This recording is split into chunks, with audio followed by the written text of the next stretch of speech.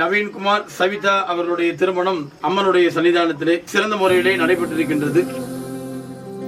வெண்ணிலவு சாரல் நீ வீசும் குளிர் காதல் நீ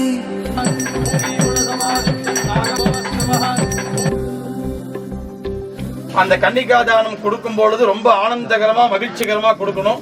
வாங்கிக்கிறவங்க அதை விட பல மடங்கு ஆனந்தகரமா வாங்கிக்கணும். வெண்ணிலவு சாரல் நீ வீசும் குளிர் காதல் நீ ஆசை வந்து ஆசை தீர ஆடுகின்ற ஊஞ்சல் நீ கொட்டும் பனி மாயம் நீ கோடை வெயில் சாயம் நீ துள்ளி விளையாடும் அன்பில் தோகையாகும் காலம் மின்னல் மோதும் வாசல் நீயே செல்லமான மீறல் நீயே நெஞ்சமே எங்கும் தேடல் நீ.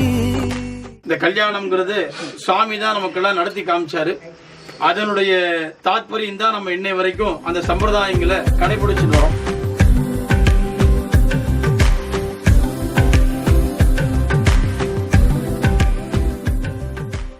ஒரு கணவன் மனைவிக்கு 10 குழந்தைகள் பெற்றெடுத்தாலும் கூட 11வது குழந்தையா கணவனார பாத்துக்கணும். அப்படி அப்படி சரி.